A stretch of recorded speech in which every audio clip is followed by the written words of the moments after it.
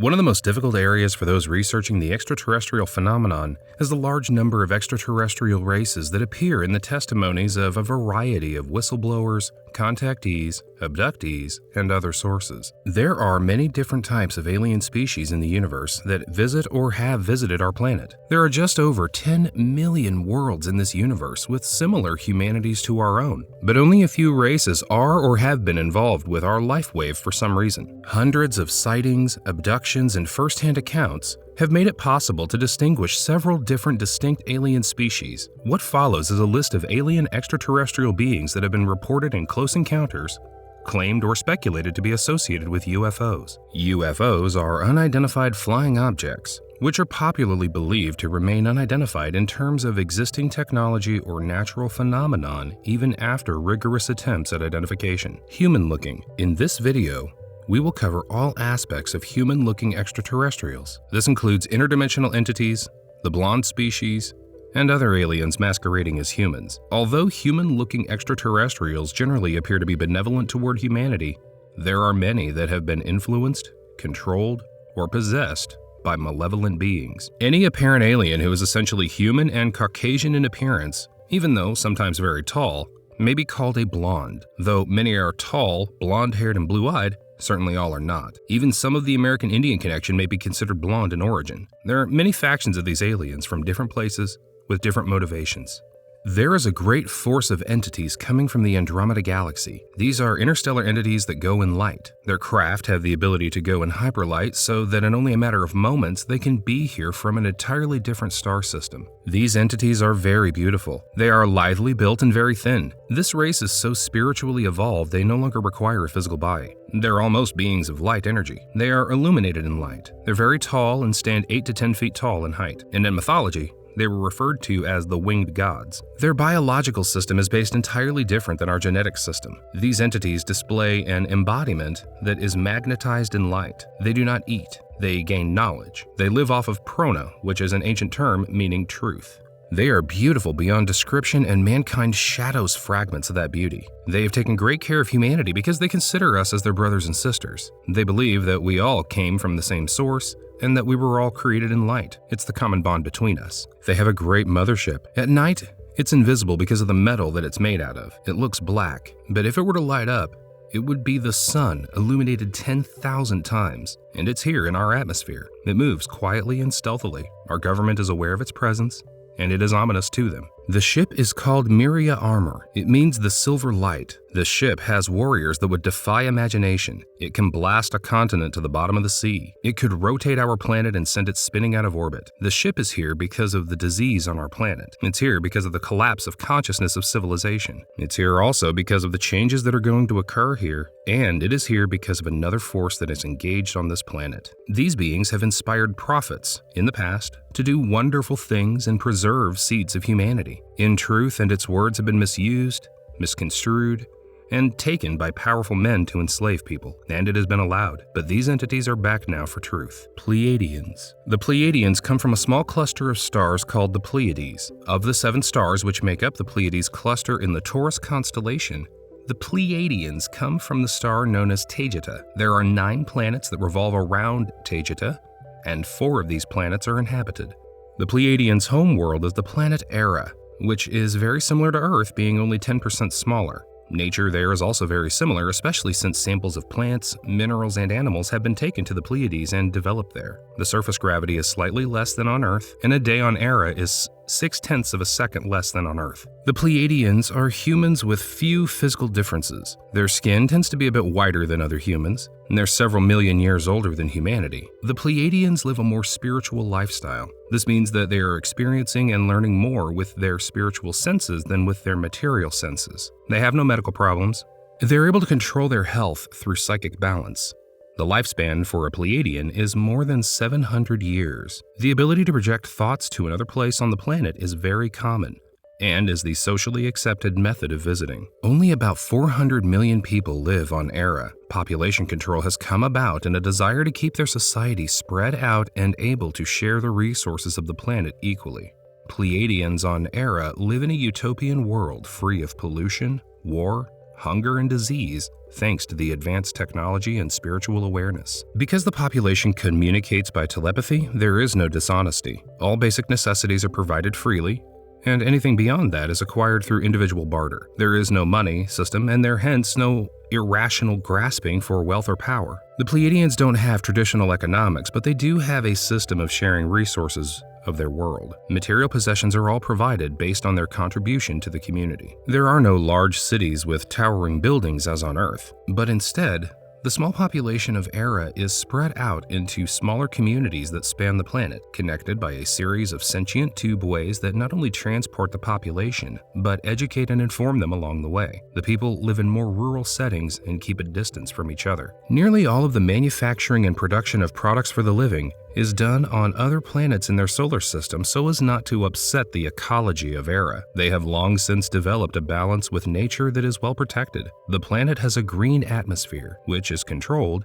and it contributes to their health and stressless way of life. What government is necessary is provided by a high council, composed of the wisest and most evolved Pleiadians. Any changes to their social order must be approved by a vote of the highest percentage of the population.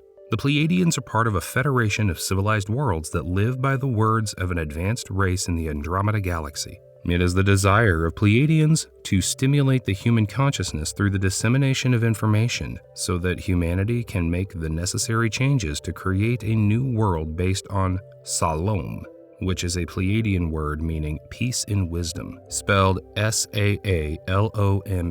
Procyon. Procyon have been nicknamed Swedes and are on average between 6 and 7.5 feet tall. They are from a solar system that revolves around Procyon, a binary yellow-white and yellow star system that rises before Sirius in Canis Minor in the body of the Lesser Dog, about 11.4 light-years from Earth. They are from the fourth planet in orbit around Procyon in the double star system. These blondes are muscular, with slender necks and agile bodies. Their eyes are alert and of high intelligence. Physically, they're almost identical to humans. The main difference is that by human standards, their blood circulatory system is underdeveloped, while their lymphatic system is overdeveloped, which in turn gives them stronger immune systems than terrestrial humans. Some blondes have high intellectual and verbal abilities, while others are mute and telepathic only. The blondes with speech abilities will respond violently if attacked or threatened, but the telepathic type typically won't. Both types are careful to avoid exposure and usually encounter humans in quiet, isolated places. They contact females more frequently. They may just stare and observe humans, then retreat. The blondes do not seem to age and consistently appear from 27 to 35 human years old, no matter what their real age may be. Sometimes blondes are prisoners of the Greys, which we'll talk about in a little bit. The Greys must paralyze or destroy their ability to teleport through time and other dimensions in order to take them prisoner. The blondes that are seen on the same ships as the Greys working with them are hybrids or they are clones. One way to distinguish the clone is that they literally all look alike. The real individual blondes have distinct facial feature differences, and they do not look exactly alike. The clones have thick necks and coarsely muscular bodies. They don't have the ability to teleport or to travel interdimensionally. They can be contacted by telepathy, but they're unable to send. They can be given orders telepathically. They are zombie-like flesh robots. You can tell they're of low intelligence by looking in their eyes. The tall blondes from Procyon have a benign attitude toward humanity,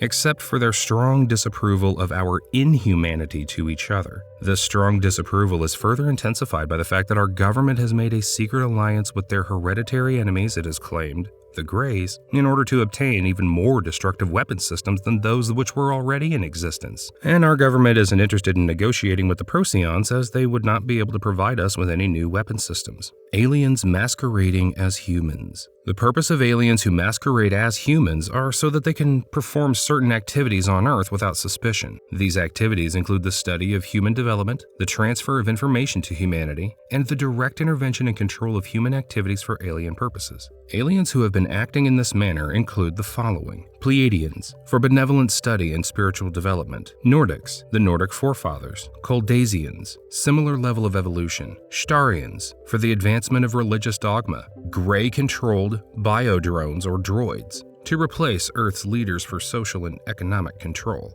Grey-controlled men in black; holograms, and projections from mythical figures that appear to give divine guidance. Smooth-skinned humanoids. The smooth-skinned humanoids presented in this section include the tall grays, the short grays, the human gray interbreeds, Zeta reticulans, Syrians, insectoids, and others. These are all humanoid beings with a body that has a head, 2 arms, and 2 legs similar to the human body. However, these beings have a physiology that is obviously not human in nature.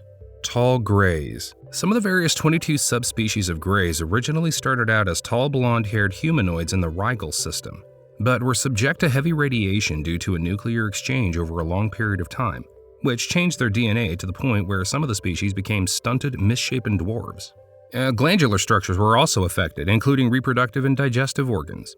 The nuclear exchange occurred approximately 300,000 years ago. This type of gray species has been referred to as the Orion Crusaders or the Marcabians. And there are 2 main types of tall gray species who call themselves the E-band. Type 1 of the Orion Greys are about 7 to 8 feet tall and have what you would call insectoid bases to their genetic makeup. They have a pronounced nose and slanted black eyes. They have no external genitalia and are extremely aggressive toward humans. Type 2 of the tall grays are between 6 and 7 feet tall and have external genitalia. This type appears to be a taller form of the short gray species with similarly large heads and large black eyes. All grays operate efficiently in the dark. Their eyes are more sensitive to ultraviolet light. They have the ability to control their heart rate. The normal heart rate for a gray is above that of a human, and their skin tends to have a metallic content and an unusual cobalt pigmentation. The gray brain has been described as having many more lobes than the human brain. There have been previous references to crystalline networks that have been found in the brains of some of the alien autopsies, and it's believed that the network has a functional relationship to telepathic communication and acts as a functional node for group control of the cloned species, which function in what is essentially a hive mind. They have problems with their glands, which make it difficult for them to digest food. They derive nourishment from the glandular secretions and enzymes that they extract from the animals that they mutilate. They absorb these extracts through the pores of their skin. The gray species is not based on individualization or being an individual entity. For entities maintaining a group mindset, social memory complex, individualization seems to cause a great deal of random energy loss. They were initially fascinated with both human individuality and the human emotional spectrum, which they can perceive, but apparently don't comprehend what it means to humans. This species' objectives appear to be founded on a rigid domination, survival-based social order, where their religion is science, their social structure is geared toward obedience, and their military concepts are grouped around conquest, colonization, and domination through covert mind control programs. Allegedly, of course. It has become apparent that there are definite hierarchies within their social systems that provide for each entity to have their specific duties to perform. These beings have technological superiority, but they appear to be lacking in spiritual and social sciences. This is evident in their obvious lack of warmth, emotionality, and respect relative toward humans. They can sometimes obtain momentary pleasure in terms of mood elevation by turning on human wavelengths via telepathically controlled radionic devices, and they react to these intense human emotions such as ecstasy or agony. They blanket couples for sexual thrills and are drawn to aberrants and sexual deviants. The Markovs use sex, pain, drugs, and fear as obsessive elements with which to aberrate humans. There appears to be much subtle conditioning that has helped prepare Earth people for certain types of aliens. However, it seems clear now that aliens, which have made their technology available to our government, are not benevolent and are our enemies, as they're the ones doing the abductions.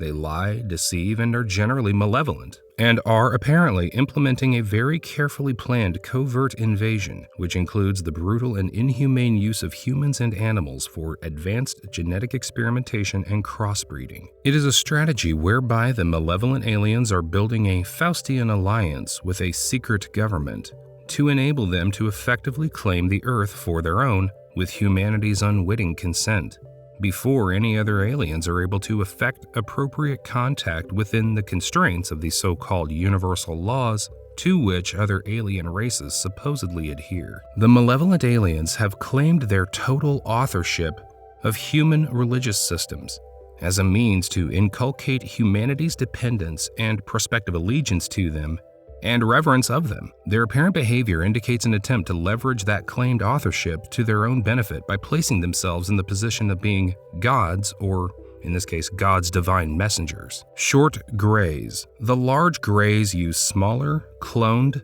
big-headed grays to perform abduction and examination work. It is these grays that abductees see most of the time. They're referred to as the Bellatrix species from Betelgeuse in the Orion constellation. The gray species in general is more on the order of an electronically based space society with a common social memory complex that allows them to collectively function in areas of group mind thinking. Groups of grays are controlled from one central source being, usually one of the large grays, a blonde humanoid, or some other dominant species. The approximate height of the big-headed gray is 3.5 to 4.5 feet tall, and they have an approximate weight of around 40 pounds on average. Proportions of the head and the body are similar to a human 5-month fetus. This seems to reflect a very ancient nature as a species, as well as the fact that their DNA patterns lie within a specific band that is on a more primitive scale. The species' skin tone variation seems to be widespread, with skin colors ranging from bluish gray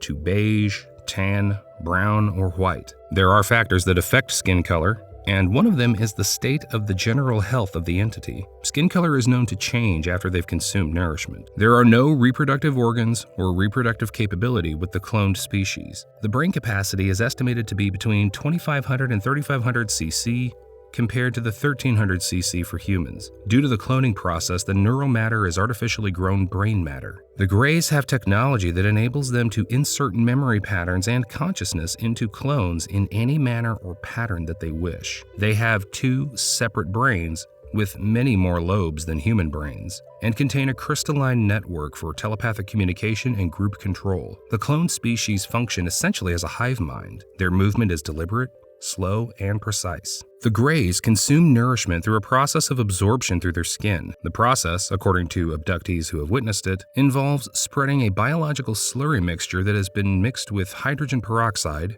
which oxygenates the slurry and eliminates bacteria, onto their skin. Waste products are then excreted back through the skin. Many abductees have noted that the Greys have a distinct series of odors. Many of them appear to be similar to a mentholated cinnamon smell. The Grey clones have one major organ that has the combined function of a heart and lung. The rest of their body consists of homogeneous spongy tissues infused with circulatory systems, glands, and other amorphous structures. Each of the Grey clones has individuality, but it is much less pronounced than in the human, where the tendencies toward expanded awareness and shared consciousness are minimized through cultural conditioning, programming, and basic cranial differences in structure. The clones are subservient to their taller Greys. The smaller Greys possess an electronically monitored and controlled social memory complex that allows them to function effectively in a group mind mode. They don't have the distinct individuality as the larger Greys do. When one of the Greys dies, its implant serves as a focusing device for the retrieval of the body. When Greys die, their bodies are beamed away. Human-Grey interbreeds. The Greys are crossbreeding with human beings in an attempt to populate the Earth with hybrid beings that serve their agenda for global domination. This activity has been going on for a long time and has produced many generations of crossbreeds. These crossbreeds are potentially more superior in function to either humans or Greys. Many individuals have reported seeing breeding labs, both underground and on spacecraft, and in those labs, Grey fetuses can be seen. Those fetuses have heads that are out of proportion to their body compared to humans. The Grey clones abduct human women, most often, both temporarily and permanently, and use them for crossbreeding in order to produce a new hybrid species that does not serve humanity. The Greys do understand the concept of bonding, but only intellectually, in terms of bonding, say, between a human mother and an ovum source and an alien crossbred child. And this will serve to contribute to the survival of the crossbreed. They will recognize the need for it, but only in terms of survival. Thousands of years ago, many races interbred here to create an intelligent and adaptive being, but the current interbreeding is to create humans that will serve the visitors. Interbreeding enables them to establish a presence and commanding influence here. Interbreeding has been going on for several generations and has become very successful. There are hybrids that live among us in our world today. They're not many, but there will be ever more in the future. These are very intelligent humans that do not serve humanity. There are also hybrids that actually possess the visitor's consciousness. Soon, the visitors themselves will be able to live on the surface of our planet permanently. Zeta reticulans. The Zeta Reticuli greys have an insect-based genetic system and are about 3.5 to 4.5 feet in height. They have no external genitalia, they are less aggressive toward humans than the other gray species, and these beings are from Zeta Reticuli in the Reticulum constellation. These humanoids have very distinct facial features, with a turned-up nose and a long, slender neck. The Reticulans appear to be a highly aware grouping of entities that function as a social memory complex. Individuality appears to exist, but is overshadowed by the group mind. The Reticulans are millions of years old as a species, and have a weakened DNA structure as a result of the conflicts that involve nuclear radiation. The Reticulans have relied on artificial reproduction, or cloning, and face extinction from incurable diseases. They are now creating hybrid human reticulans capable of mating with full humans. The reticulans are largely involved in scientific exobiological surveys as well as systemic geological observation and field studies. Their civilization appears to be totally disconnected to interstellar research and life analysis. The network has been on Earth for the past 50 years.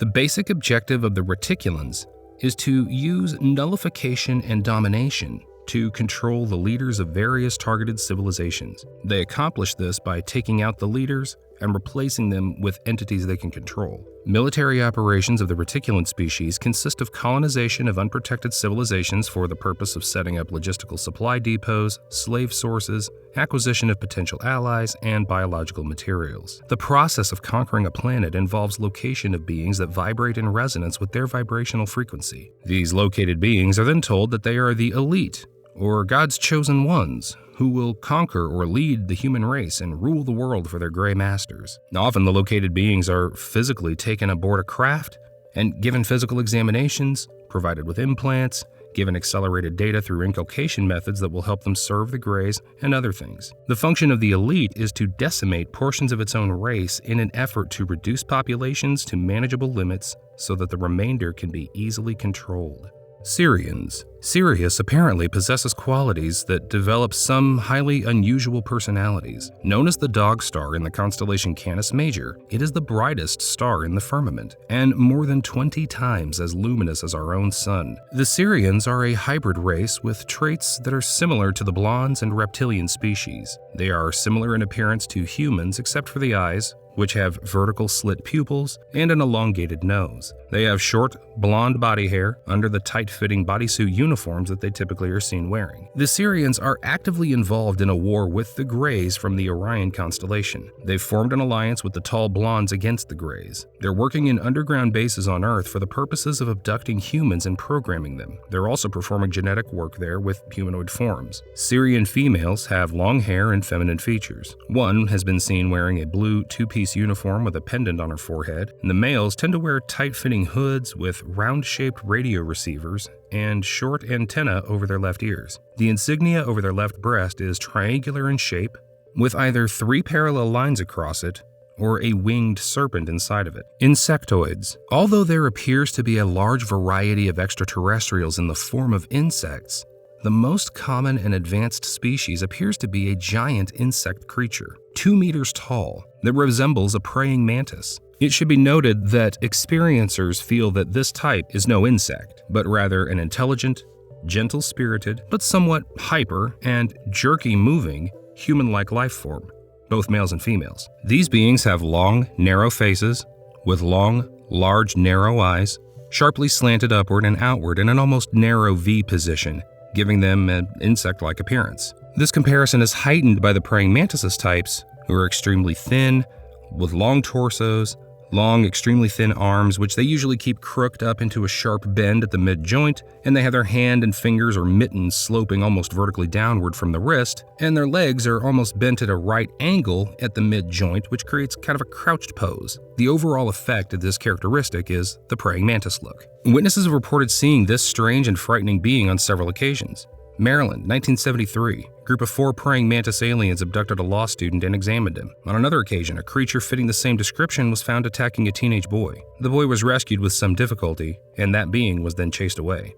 other smooth-skinned humanoids. Other species of this type include the Acartians, the Largans, dwarfs, the Hairies like the Yeti types or the Sasquatch, and Umos. Another group is from the Arcturus system. These humanoids have red hair and have been called oranges. They remain neutral toward humans and are waiting to reclaim a portion of the Earth for themselves. Another group of entities that have a more pessimistic view of human fitness for being in charge of the planet's resources is a very large humanoid race that are described in the book of Genesis as the Nephilim, literal giants, who impregnated human females and then gave birth to giants themselves. This race is reported to originate from the constellation of Lyra and the inhabitants of planet Nibiru. There is an on-world presence of humanoid races that have historically assisted humanity in its evolutionary development. Such a race has been the remnants of the ancient Lemurian and Atlantean civilizations that established large crystalline structures and cities inside of Earth's crust after abandoning their own cities established on the Earth's surface. They are a tall, Nordic-looking race living in subterranean cities under the North Pole. Now, strictly speaking, this group is not extraterrestrial in origin, but simply a sub-terrestrial humanoid race that is genetically linked to humanity. Another group of extraterrestrials are the off-world ETs that intervene to assist humanity in dealing with off-world ET races. This category is commonly described as Nordics and Semites that come from Altair Alpha Centauri, who are humanoid in appearance and between 7 to 8 feet in height. Altair's 4th and 5th planets are inhabited. In fact, the people from Altair colonized the Pleiades system long ago. The human-looking Pleiadian extraterrestrials are actually ancestrally Altairians, and there are 2 variants, the Semitic-looking ones and the Nordic-looking ones. Reptilians. Reptilian aliens are said to originate from the Draco constellation and are alien beings that consume negative energies throughout the universe. Because reptilian aliens need the digestion of negative energies to survive, they created the slave race of gray alien. Today, reptilians and their agenda have become a pop culture phenomenon. Some theories propose also that a form of reptilians also evolved here on Earth. However, the Draco reptilian aliens made it a point to ensure Earth-evolved reptilian aliens did not have the opportunity to evolve into an advanced race of Earth-evolved reptilian aliens. Scaly, rough-skinned humanoids are described as the appearance of reptilian species from the Draco constellation and the Capella system. These beings have elongated heads and eyes with vertical slit pupils. Some of the reptilian hierarchy are albino white, and not the usual green or brown. Some have conical horns midway between the brow and the top of the skull.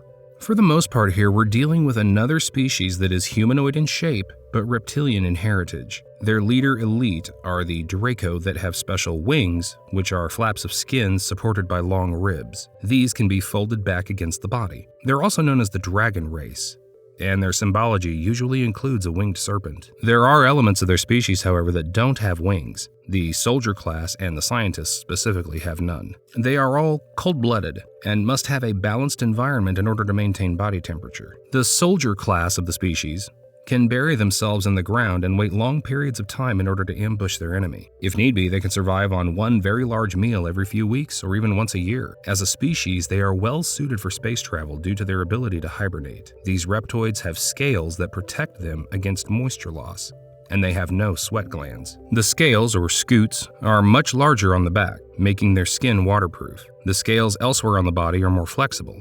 They have 3 fingers with an opposing thumb. Their eyes are cat-like and large. They have twin nostrils at the end of a short, stubby muzzle. They are mostly meat eaters. The mouth is more like a slit, but they do have teeth that are differentiated into incisors, canines, and molars. They average from 6 to 7 feet in height. Reptilian humanoids have been interacting with Earth for ages. Many contactees and abductees reportedly describe an insignia of a flying serpent on the shoulder patch, or badge, or a medallion, or helmet, or something. The serpent race tends to live underground. The Draconian group specifically is a confederation with subgroups, the serpent race from Sirius, and with various crossbreeds. They set up bases inside of Venus, the Earth, and other locations. Earth is on their ancient space trade routes. The Draco are about 8 feet tall and have winged appendages coming out of their shoulders with dark, scaly skin and glowing red eyes. They have the ability to fly and usually operate at night. These entities, as well as the elite of the other reptilian species, those that have winged appendages, were the source for some of the legends of the past relating to gargoyles and valkyries.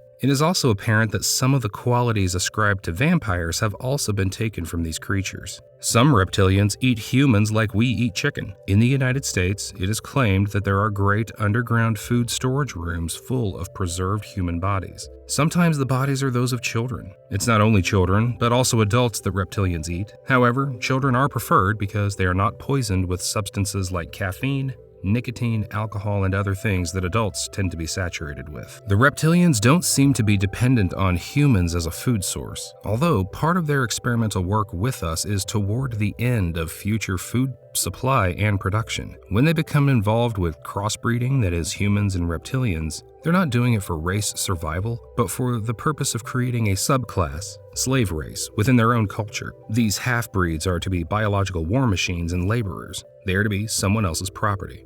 The reptilians seem to have little regard for any living beings. They think we as humans are ugly and repulsive, and we, the human race, are as valuable as weeds. However, they do seem to consider some of us valuable property, and one gets the feeling they will continue to use us as they see fit, or if we ever become a real problem as a group, wipe us out sooner than deal with us. They don't fear humanity and consider themselves to be superior to humans by all comparisons. They supposedly consider the surface of this planet to be a poisonous, inhospitable environment and allow us to live here, since they live below the surface and in space. I guess we and our surface environment function as a physical barrier or living shield around their home underground. The Lyrians. We're going to start with a group called the Lyrians. We're going to give you some basic information about the various subgroups that have existed within their races and allow you a more expanded point of view, perhaps, on the diversity of our forefathers, which, allegedly, is reflected in the diversity that we have on our world. We'll bring in the Vegan civilizations as well, because they're instrumental in forming some of the other galactic races. Starting, then, with the Lyrians, going back chronologically, the first expression of physicality that could be described as uniquely Lyrian would be somewhat small, smaller, in fact, than your present average human. But as the culture grew, as their experiences and genetic structures began changing, their physical characteristics began expanding as well. Lyrian giants. We're going to give you some of the primary groups that were very active in space exploration because those are the ones that matter to you the most, since they are the ones you had contact with. First is the genotype that we will call the Lyrian giants. These entities, physical like yourself of course, existing in the third and fourth density, were of a Caucasian subtype. They were primarily of lighter skin, lighter hair, and lighter eyes. The darkest of hair would be a medium brown, which was somewhat unusual. The physical body would be likened to the mesomorph, which is basically a well-balanced muscular body. The height would be anywhere from 6 to 9 feet tall, depending on the group of entities we're speaking of, the smallest being in the 6-foot range, females as well as males, and these entities developed this size from long periods of genetic development on a planet with higher gravitational fields and denser electromagnetic envelopes, also present in the solar system in general. This added to the creation of a, shall we say, more hearty entity. These entities are reflected in some of the Greek mythology and in some of the biblical stories of giants. This is one of the groups that your civilization still has a cellular memory about. This particular group was one of the primary groups that began forming a god or worshiper relationship with you. Do you follow so far? This is one of the reasons for some of the expressions in your religious art and architecture, which has very large doors and windows. This patterning with the particular racial structure was very deep within the human psyche. They were the original gods, or at least the ones that made the biggest impression on you. Lyran redheads. There is another race that has branched off from this giant race, the red-haired Lyrians. Their hair was red to strawberry blonde in color, their skin tone very, very fair. These entities had a difficulty exposing their skin to certain frequencies of natural light due to the planet they sprang from. Some of these were also giant in stature, though there were some who were average human size. Eye color was generally light to what you would now consider green, though it is of a different quality green than you would see upon your world. These entities were some of the first Lyran pioneers. Pioneers is a very kind word in this instance, for there are many worlds out there who consider the red-haired ones to be the invaders, marauders, and the basic havoc wreakers of the Lyran genotype. Redhead and Caucasian subgroups. So far you have the giants and the redheads, and within the redheads you have 2 subgroups, one giant-sized and one average-sized. Also within the Lyrans you have a broad type that we would call Caucasian, who are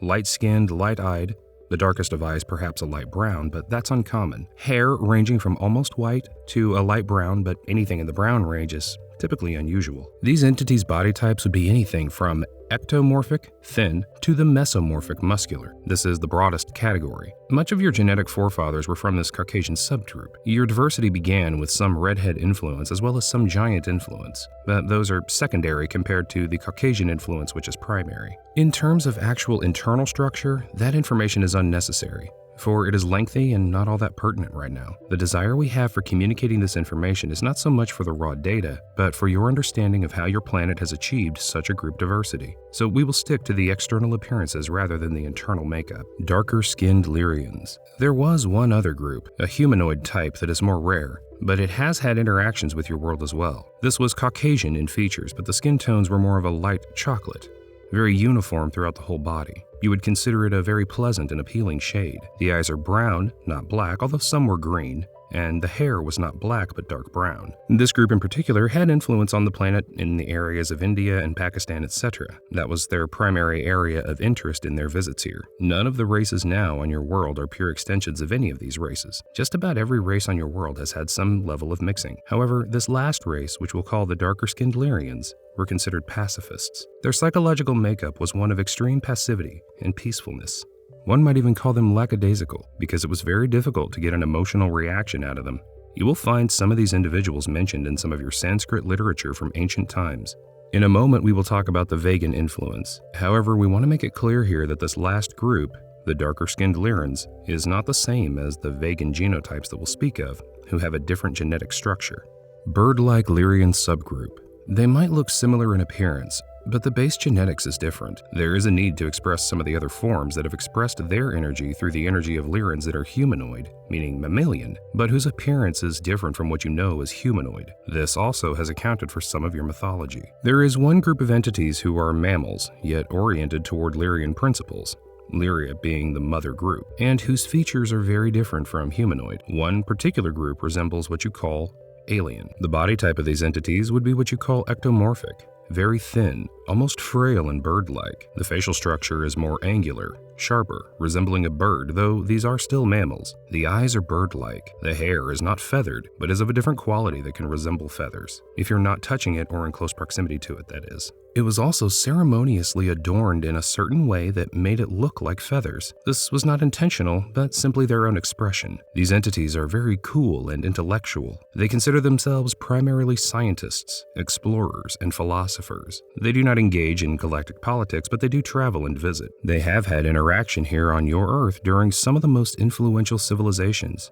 Sumerian, Egyptian. There was an interaction in what you call the Indus Valley region. These entities have entered in a backhanded way the mythology of your people. They are not bird creatures, they are mammals who are bird-like in appearance. We've not talked about these entities at all up to this point because we've limited our discussion to what matters to you now on the Earth plane. And this is a curiosity, but at least for now, they don't represent anything significant that you need to look at to continue your unfoldment. Cat-like Lyrian subgroup. One other Lyrian subgroup is also a mammal and what you would consider to be humanoid, but whose physical appearance resembles what you would call the feline kingdom in your world. They are not cat people, but humanoids who have cat-like qualities. They are very agile and strong. The nose is not predominant, but cat-like, if you can imagine the nose of a cat. The ears are neither human nor cat-like, but somewhat of a cross. A little pointed, not very much, but a little. The mouths are very gentle and small. And by the way, many times when extraterrestrials look at the human face, to them the human face is overwhelmed by the mouth. These cat-like entities have very small, delicate, and what you would call dainty mouths. The eyes are very pronounced, large and cat-like, with a second lid. Again, these qualities developed from specific environments they've placed themselves within over generations. They don't have fur, but there is a protective layer of what you would consider peach fuzz over their skin because of the harsh ultraviolet radiation on their indigenous planet. It's simply there to protect the skin. Extraterrestrial eyes. There's a point we'd like to make here about the Lyrians, the Vegans, and the other extraterrestrial civilizations that have communicated with you. It's about their eyes. Primarily, the eyes are accentuated, whether it be through the tilt, the shape, the size, the color, or their reflectivity. but they are usually very pronounced. If you search through your mythologies, many civilizations have accented the eyes, most notably the Egyptian civilization. This didn't start out as an adornment, but as an imitation of the gods, as an attempt to make humans more godlike, an attempt to revere the gods. Over time, there has been a loss of the connection to why the eyes were accentuated, and it was originally because of the gods. The Vegans. There's less variation in the Vegan genotypes than in the Lyrian. The primary subgroup of the Vegan genetics is what we would call the standard Vegan, averaging approximately 6 to 7 feet tall for both males and females, darker skin, and non-Caucasian. Generally speaking, the skin layers are thicker with fewer layers. The skin is not as soft as human skin. It's much tougher, able to withstand high levels of ultraviolet radiation and heat as well as cold. So overall, a much sturdier and more durable humanoid being. Generally, the hair of any vegans who have hair would be shaded in dark ranges, browns and blacks. The ranges of shades would be standard black as a midpoint to a light or dark brown, which is unusual, and an even darker black with sort of a greenish tinge. And that range frequently varies. What is interesting to note is that depending on the various vegan race, some have no hair at all, some have very little hair, and some have full heads of hair depending on the individual race. Their skin tone will be anywhere from light brown, almost beige, to very dark brown, and anything in that shade range. Humanoid type vegans. We're basically going to break up the vegan genotypes into only two categories. One is humanoid and one is non-humanoid. And these are appearances only, not genetic structures. What we've described to you previously as vegan is of the humanoid type. Generally, you're going to find in the humanoid group that the eyes are very striking. The average eye of the standard vegan humanoid group has a very large dark pupil and iris. The eyes are generally a little angled, but still large, and they retain a lid. So it's not like the Zeta who don't appear to have a lid. Like if they walk down your street, they would be very unusual looking, but you wouldn't necessarily think they were alien. They would definitely attract your attention though. Like you might think they had some kind of birth defect. The eyes of these vegans are very striking, and were even more instrumental in getting the attention of the humans than the Lyrian eyes. It was simply a contrast between the darkness of the skin and the whiteness of the eye outside the pupil and the iris that made it more striking. Of course, those with darker hair and eyelashes seemed to have a black outline around their very large eyes. Many of the other groups we'll talk about stem from this vegan group, most notably the Orions. It's a very broad category that we've been describing, this human-type group in the vegan genetic structure. Non-human type vegans. The second group, non-human type vegan, is still humanoid and still mammal. When we say non-human, we're talking about appearance. The appearance of these particular entities can be either insect-like or reptilian. These are your labels that we apply to the physical appearance of these particular entities. Generally speaking, you will find that the range of skin color will apply the same as the human type. However, there are some subgroups who not only have a greenish tinge to their hair, but also to their skin. Now, it's not very pronounced, and we don't want you to think we're talking about some type of green monster. We're talking about a basic humanoid entity with a copper base in the skin and the bloodstream that gives it its sort of greenish tinge. The eyes are very large and may or may not have a second lid depending on the planet of origin. They have a very small nose and a pronounced jaw in some cases. The jaw can either be thrust forward to give a reptilian look or downward, which would give it an insect look. We're talking about humanoid type entities here. We call this group non-humanoid type only because of the appearance. They are still mammals. These entities have had communication on your Earth plane with you and have been responsible for some of the stories that circulate about reptilian monsters or cold-blooded aliens, etc. When one is in fear, when one encounters the unknown, one often exaggerates the experience. These entities are genetically connected to you. They still procreate as mammals. The base genetic structure is reflective of the template from which your genetic family expresses itself, so they are still a part of your family. There is more to say at some point about these particular entities, but for now, we simply want to present the idea for those of you who have had a curiosity about what this reptilian stuff is all about. They're not insects necessarily, and they're not reptilian. They are humanoid and mammalian. They simply don't look the same as you do. These two groups then, the Lyrian and the vegan genotypes, are instrumental in how the rest of your galactic family expresses itself genetically. In a later video, we will talk about the other primary groups of the galactic family and show you where their genetic heritage lies. If you enjoy this video and want to see more like it, please consider subscribing to us and hitting the like button. Feel free to write a comment below and suggest which theory you want to see next. If you'd like to further support this channel, please consider joining. Our membership link will be found in the description box below. We appreciate your support, and as always, thanks for watching.